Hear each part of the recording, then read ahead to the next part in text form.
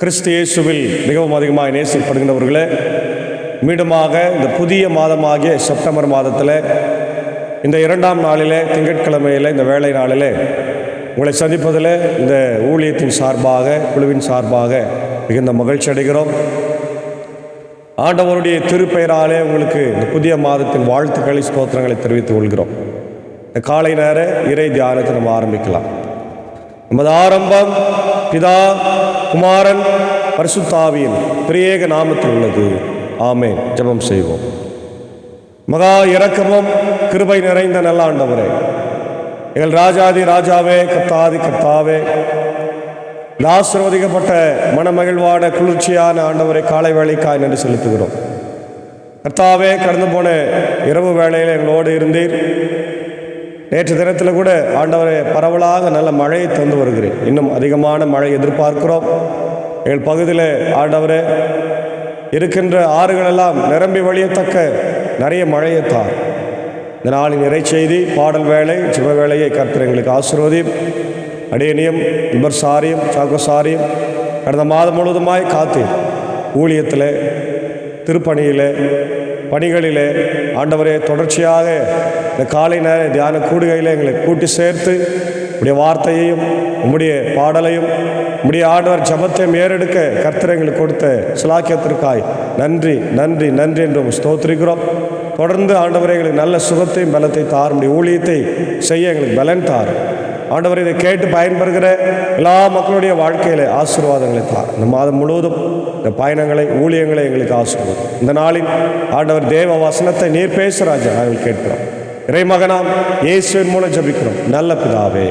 ஆமென் ஆமென். காலை வேளையிலே நாம் ஆண்டவரை துதிக்கும்படியாக 394வது ஞான பாடலாகிய கர்த்தாவே சின்ன பிள்ளை நான் என் பலன் கொஞ்சமே என்ற பாடலை சாரோடு இணைந்து நாம் பாடுவோம். 394வது பாடல்.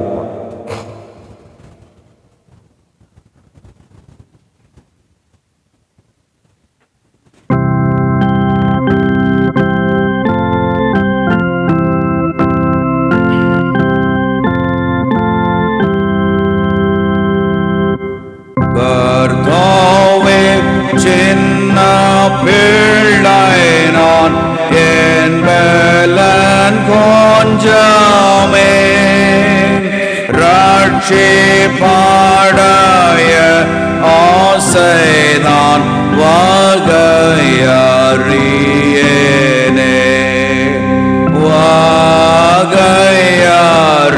வகையறியேனே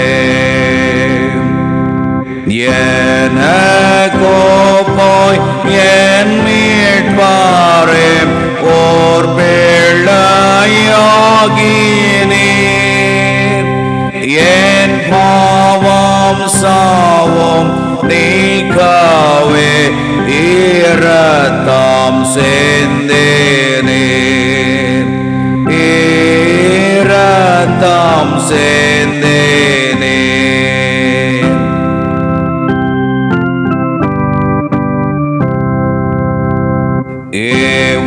அன்புக்காய் நான் நன்றியை செலுத்த உதவும்.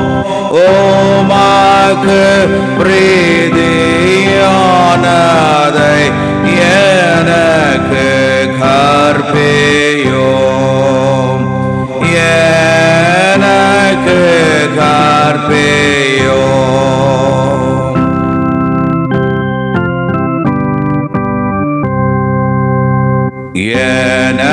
எனக்குண்டான யாவையும் நான் பலியாய் தாரேன். இரக்கமாய் என் நெஞ்சையும் நீரேற்று கொள்ளுமே. நீரேற்று கொள்ளுமே.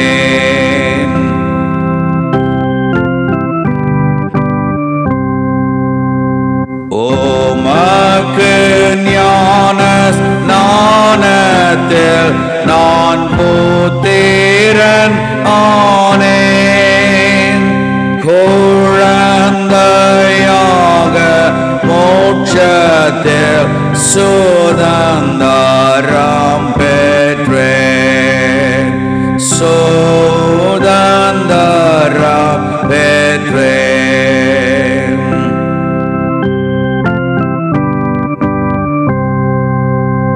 நீர் என்னை சுத்தமாக்கினீர், என்னை மீளவும் தீண்டா பாடுக்கு தேவாரே சகாயமாயிரோம்,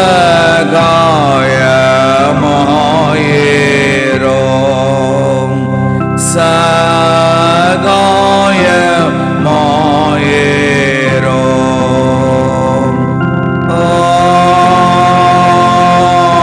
ஆமென்.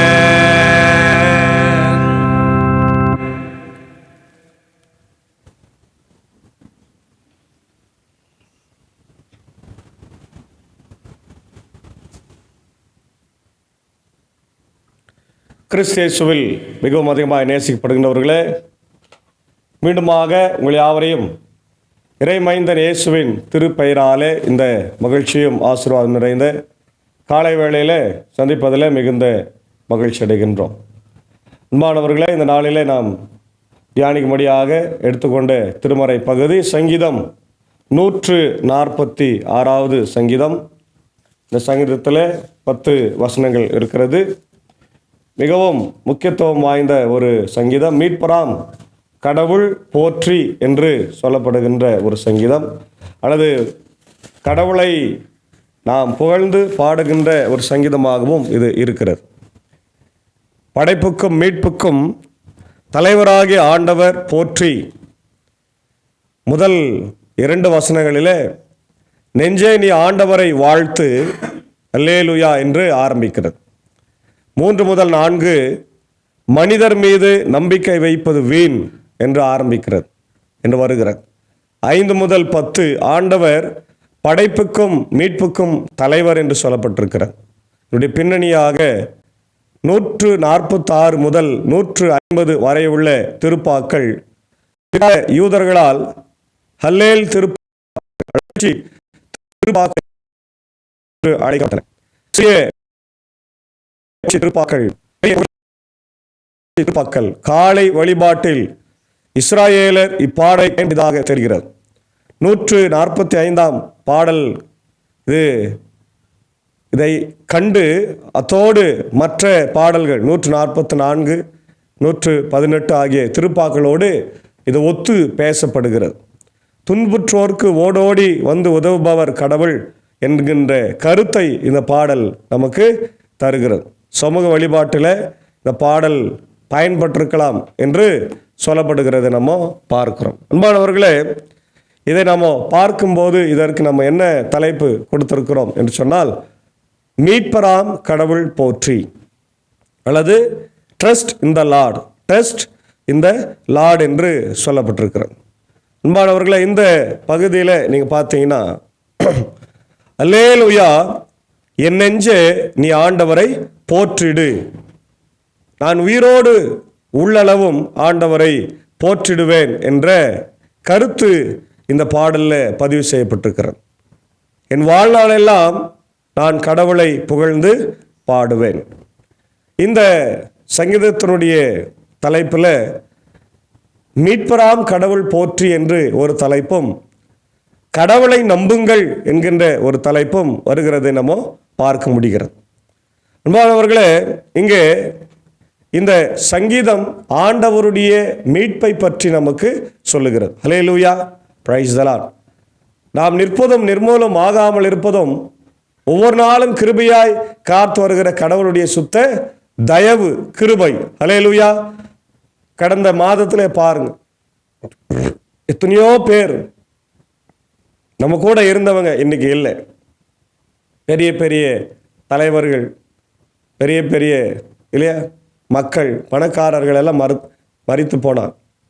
ஆனால் இன்னைக்கு ஆண்டவருடைய பிள்ளைகளாக நாம் ஜீவனோடு இருக்கிறோம் என்று சொன்னால், ஏதோ நம்ம செய்கிற நல்ல காரியங்களுக்காக அல்ல, கடவுள் நம்மேல் வைத்திருக்கிற அன்பு, தயவு, அந்த ஆசீர்வாதத்துக்காக நம்ம நன்றி செலுத்த வேண்டும்.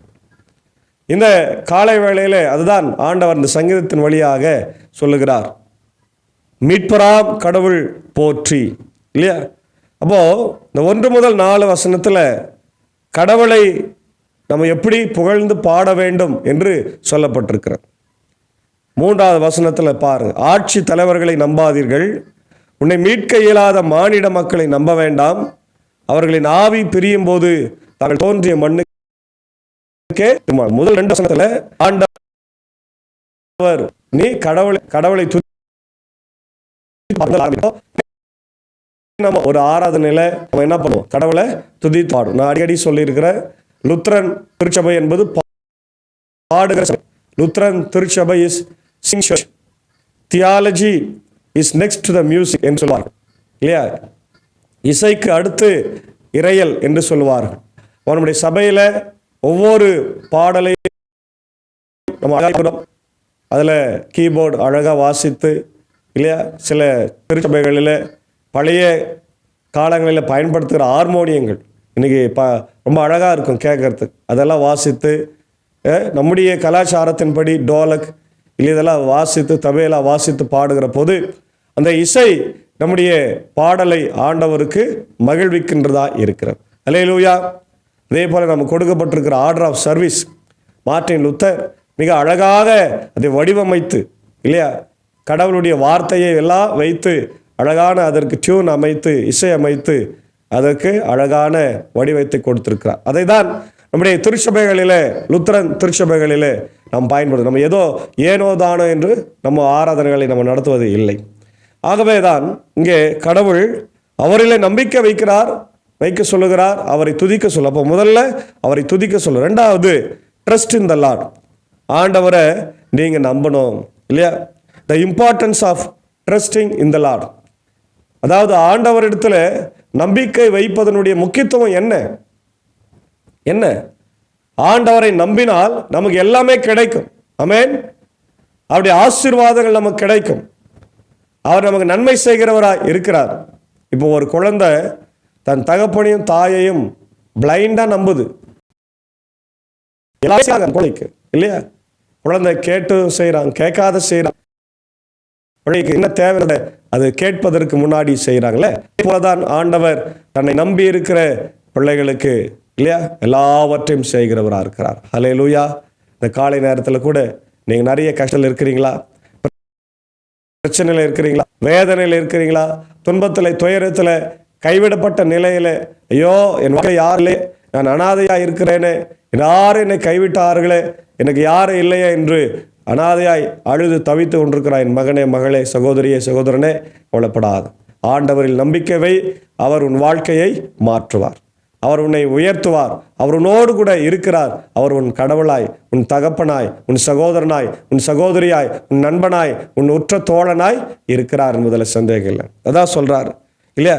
அதே போல the nature, human and life and leadership, உலக பிரகாரமான லீடர்ஷிப் எல்லாம் பாருங்க. தலைமைத்துவம், பதவிக்காக ஆசைப்படுவாங்க, நாற்காலிக்காக ஆசைப்படுவாங்க, அப்புறம் அவங்க வீழ்ந்து போவாங்க. அதுதான் அடுத்த 5வது வசனத்தில் அவர் சொல்றாரு, ஆட்சி தலைவர்களை நம்பாதீர்கள், உன்னை மீட்க இயலாத மானிட மக்களை நம்ப வேண்டாம், அவர்களின் ஆவி பிரியும் போது தாங்கள் தோன்றிய மண்ணுக்கே திரும்புவாங்க, இல்லையா?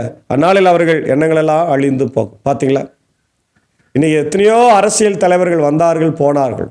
ஹிட்லர் வந்தார், முசோலினி வந்தார், இல்லையா? பெரிய பெரிய தலைவர்கள் தமிழ்நாட்டில் கூட எத்தனையோ தலைவர்கள், எத்தனையோ கட்சிகள் உருவாயின்னு, யாரும் நிலையானவர்கள் அல்ல. எல்லாரும் மரித்து போனார்கள். எல்லா தலைவர்களும் அவங்களுக்கான நேரம் வரும்போது இறந்து போறாங்க. இப்போ அவங்களையே நம்பிக்கொண்டிருந்தவங்க என்ன ஆவாங்க? அவங்களே இறந்து போறாங்க, நாசமாக போறாங்க. அவங்கள நம்பினவங்க, மனிதர்களை நம்பினவங்க நாசமாக போயிட்டாங்க. நம்ம யாரை நம்ப வேண்டும்? கடவுளை நம்ப வேண்டும், இறைவனை நம்ப வேண்டும். ஆண்டவரை நம்புகிற போது நம்முடைய வாழ்க்கை மிகவும் ஆசீர்வாதமாக இருக்கும் என்பதில் சந்தேகம் இல்லை. ஹல்லேலூயா. ஆமா, அவரை நம்ப வேண்டும். அதான் சொல்றார், யாக்கோபின் இறைவனை தம் துணையாய் கொண்டிருப்போர் பேறு பெற்றோர், தம் கடவுளாகிய ஆண்டவரையே நம்பி இருப்போர் பேறு பெற்றோர். பார்த்தீங்களா? யாக்கோபின் ஆண்டவர். அப்போ முற்பிதாக்களின் ஆண்டவர் என்று இங்கே சங்கீதக்காரன் குறிப்பிடுகின்றார். நம்முடைய முற்பிதாக்களின் ஆண்டவர், நம்மை படைத்தவர், நம்மை பராமரிக்கிறவர், பாதுகாக்கிறவர், வழி நடத்துகிறவர், வாக்கு தந்தவர், ஆபிரகாமை, ஈசாக்கை, யாக்கோபை ஆசீர்வதித்த தேவன் இன்றைக்கு நம்மையும் ஆசீர்வதிக்கின்றார், நம்மை வழி நடத்துகிறார், கைவிடாத தேவனாய் இருக்கிறார் என்பதை நினைவு கூறுகிறார். அதான் சொல்ல, அவரில் நம்பிக்கை வை. அப்படி நம்புகிறவன் தான் பேறு பெற்றோர், பாக்கியவான். அவரே விண்ணையும் மண்ணையும் கடலையும் அவற்றிலுள்ள யாவற்றையும் உருவாக்கியவர், என்றென்றும் நம்பிக்கைக்குரியவராய் இருக்கிறவர் அவரே. இதே அவ படைப்பாளராகிய கடவுள், முற்பிதாக்களின் கடவுள், படைப்பாளர், நம்மளை படைத்தவர், இந்த உலகத்தை படைத்த கடவுளை நம்புங்கள். ஆண்டவர் ஒடுக்கப்பட்டவர்களை நீதியை நிலைநாட்டுகின்றார், பசித்தோருக்கு உணவளிக்கின்றார், சிறைப்பட்டோருக்கு விடுதலை அளிக்கின்றார். ஆண்டவர் பார்வையற்றோரின் கண்களை திறக்கின்றார், தாழ்த்தப்பட்ட மக்களை உயர்த்துகிறார். Praise the Lord. பார்த்தீங்களா ஆண்டவருடைய குணம் எப்படி இருக்குது பாருங்க. இந்த உலகத்தில் கைவிடப்பட்டு, தாழ்த்தப்பட்டு, ஒடுக்கப்பட்டு, நசுக்கப்பட்டு, இன்றைக்கு இந்தியாவில் சாதியின் பேரில் எத்தனையோ இடங்களில் மக்களை வதைக்கிறார்கள், நசுக்கிறார்கள். அவங்களெல்லாம் இன்னைக்கு ஆண்டவர் தான் வழி நடத்துகிறார், பாதுகாக்கிறார். மதத்தின் பேரில் இன்னைக்கு வெறி கொண்டு தாக்குகிறார்கள். அவங்க மதம் தான் பெருசு என்று. ஆனால் மக்கள் அவர்களையும் ஆண்டவர் அவர்களையும் காக்கிறவராய் இருக்கிறார். அதே போல பொருளாதாரத்தில் வீழ்ச்சி அடைந்திருக்கிற மக்கள், ஏழைய மக்கள், இன்றைக்கு எல்லாரையும் ஆண்டவர் உயர்த்துகிறவராய் இருக்கிறார். அதான் சொல்றார் இல்லையா, ஒடுக்கப்பட்டவர்கள், பசித்தோருக்கு, சிறைப்பட்டவருக்கு, பார்வையற்றவருக்கு, தாழ்த்தப்பட்டவரை ஆண்டவர் விடுதலையாக்குகின்றார். அப்போ அதான் சொல்றார், God's care for oppressed hungry and prisoners, God upholds justice and righteousness. அவர் என்ன பண்றாரா, நீதியை, நியாயத்தை நிலைநாட்டுகிறவராக இருக்கிறார். அப்போ கடவுளுடைய ஆட்சி நமக்கு இருக்கிறது. The Lord's reign, கடைசி 8-10 வசனத்தில் அதான் சொல்றான். God's sovereignty and reign over all creation, எல்லா படைப்பையும் அவர் பராமரிக்கிறார்.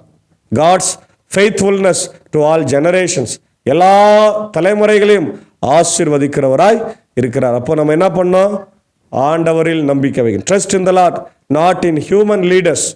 Recognize God's care for the oppressed and vulnerable. Acknowledge God's sovereignty and reign over all creation. அப்போ மனிதர்களை நம்பிக்கை வைக்காத, அவங்க அழிந்து போவாங்க. கடவுள் இன்னைக்கு தாழ்த்தப்பட்ட ஒடுக்கப்பட்ட மக்களிடத்தில் அவர் அன்பாக இருக்கிறார், அவளை உயர்த்துகிறார். அதே நேரத்தில் எல்லா படைப்பின் மீதும் அவர் அன்பு கொள்ளுகிறார், வழிநடத்துகிறவராக இருக்கின்றார். அதுதான் இங்கே நம்ம வாசிக்கிறோம். சங்கீதம் 27 பாருங்க, மனிதனை நம்பாத இல்லையா, கடவுளை நம்புன்னு சொல்லப்படுகிறது. ஏசாயா 2:22 திரும்ப சொல்றார், மனிதனை நம்பாத, கடவுளை நம்பு. மத்தேயு 10:28 சொல்றாரு, கடவுளிடத்துல பயபக்தியாரு, மனுஷனிடத்துல பயபக்தியா இருக்காத இல்லையா.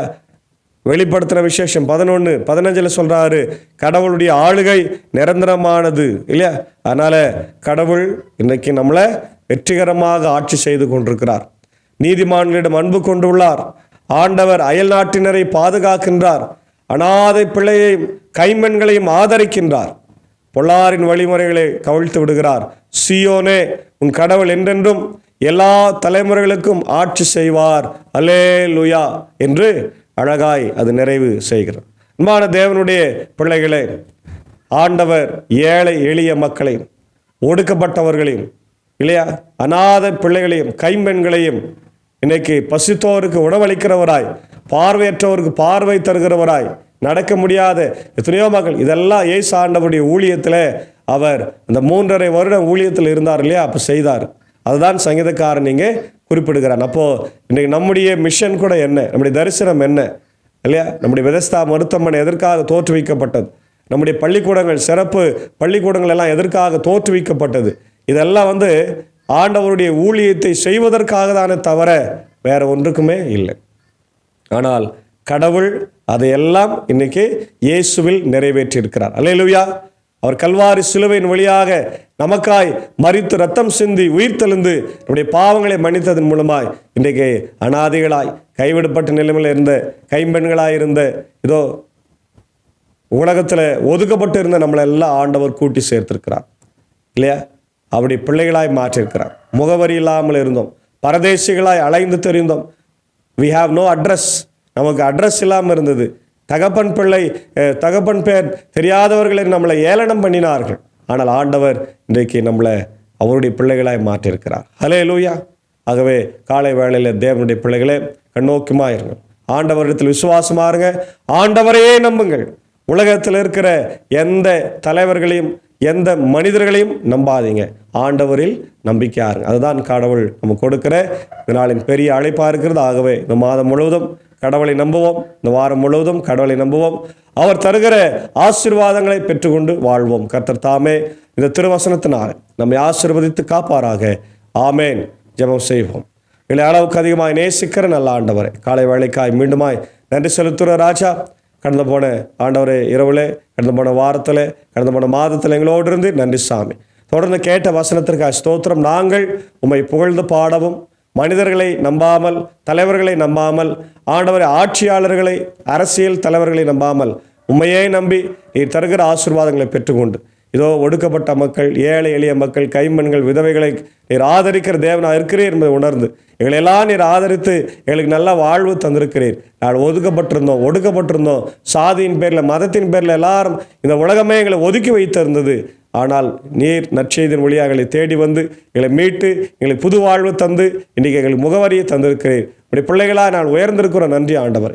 இந்த ஆசீர்வாதத்தினால் தொடர்ந்து எல்லாருக்கும் கொடுக்கும்படியான ஊழியத்தை நாங்கள் செய்ய கிருபை தார். இந்த ஆண்டவரை வாரம் முழுவதும் இப்படி கிருபை எங்களோடு தங்கிடம். இந்த நாளின் பணிகளை, பயணங்களை கர்த்தர் எங்களுக்கு ஆசீர்வதிங்க, நல்ல மழையை தருங்க, இன்னும் அதிகமாக தர வேண்டுமா நான் ஜெபிக்கிறேன் ஆண்டவர். இந்த வேளையில் இந்த ஊழியத்தில் இருக்கிற என்னுடைய அன்பர் சாருக்காக, ஆண்டவரே ஏஞ்சி அக்காவுக்காக, பிள்ளைகள் மாத்தால் மரியாளுக்காக ஜபிக்கிறோம்.